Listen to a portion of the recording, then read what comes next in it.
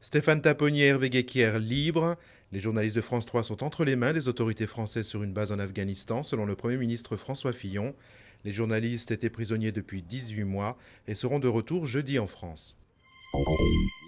François Baroin nommé ministre de l'économie, des finances et de l'industrie en remplacement de Christine Lagarde. Valérie Pécresse hérite du budget et devient également porte-parole du gouvernement.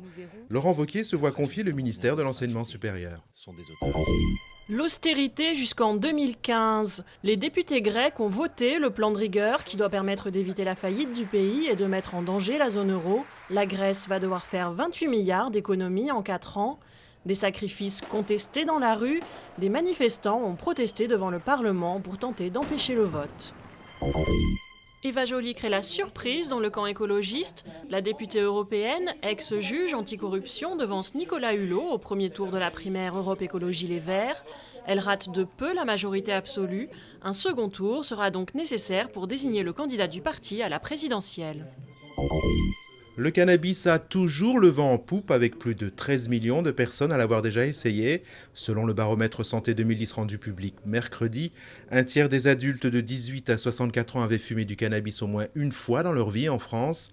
L'usage du cannabis reste toutefois relativement stable, contrairement à la cocaïne en nette augmentation.